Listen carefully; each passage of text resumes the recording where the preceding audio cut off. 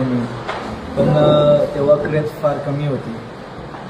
ज्या महादेवाच्या आशीर्वादाने मला जो मथुर मिळाला, त्या मथुरच्या मुळे अखंड महाराष्ट्रभर, देशभर जी कुमार रणवीर राहुलभाई पाटील आडिवली कल्याण ह्या नावाची जी ओळख झाली ती प्रत्येक घरोघरी पोचली. आणि आज शर्यतीचा जो ग्लॅमर आहे, त्या ग्लॅमरमध्ये कुठेतरी आपला सिंहाचा वाटा वाटायला लागला. त्यामुळे अखंड महाराष्ट्रभर जो प्रेम भेटतोय, त्या प्रेमासाठी या मराठवाड्यामध्ये आलो आणि त्यांचा प्रेम आणि आशीर्वाद घेऊन आता घरी चाललो. दादा, सर्वप्रथम एक गोष्ट सांगतो की आमच्या इथं मराठवाड्यामध्ये कधी बैलगाडी शर्यत झालीच नव्हती. पहिली हिंदकेसरी झाली आणि दुसरी गोष्ट की जेव्हा आम्हाला नंतर कळालं की मथुर इथे येणार आहे, त्यामुळे एवढी पब्लिक जमली. आणि मला एक बोलायचं आहे की तुम्ही जेवढे दिलदार म्हणायचे आहेत आम्हाला, म्हणजे पहिले आम्ही तुम्हाला काय फक्त फोनवर बघितलं, टी व्हीवर बघितलं, याच्यावरच बघितलं, पण आज आम्ही समोर बघितलं की तुमचं मन किती मोठं आहे. तुम्ही सगळ्या नदींना एक संधी देत आहे, स्वर्ण संधीच म्हणता येईल आपल्याला याबद्दल.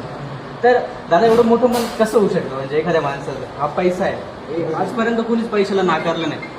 जिथे माझा हक्क नाही आहे, माझ्या हक्काचं कधी स्वीकारलं नाही.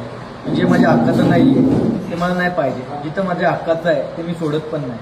आणि मी या शर्यती क्षेत्रामध्ये प्रामाणिक राहिलो. एकदा माझ्याकडून चुकी झाली होती.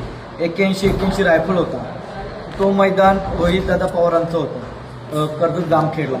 तेव्हा निकाल माझा 2nd नंबरला होता, फर्स्ट त्यांनी केला होता. तेव्हा माझी चुकी झाली होती, तेव्हा पण तिथे मला काही दिसला नव्हता. पण आज देवाच्या कृपेने हा मैदान उद्या आहे, म्हणून आज मला माझी बाजू ठामपणे मांडता आली. तिथे तर एकतर मैदानामध्ये नेटवर्कसुद्धा नव्हता. मी खूप चेक करत होतो. मग मी माझ्या घरी कॉल केला माझ्या बायकोला, तर तिने सांगितलं मला का निकाल आपला नाही आहे, मग ते आपण नाही घेतला पाहिजे. तर आम्ही ठरवलं का आम्हाला नाही पाहिजे, जे माझ्या हक्काचं नाही ते मला नाही पाहिजे. तरी मी आत्तापर्यंत लखनवाले जे दादा आहेत, मनोहर दादा झाले, प्रॉपर सर्जेराव दादा झाले, मी दोघांना पण न विचारता मी माझा मत व्यक्त केलं आहे सँडी भाऊच्या बाईटच्या माध्यमातून.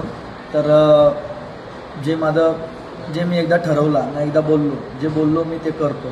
तर ते निकाल प्रामाणिकपणे मी ते दिलेलं आहे. त्या नंदीचं नाव काय भाऊ?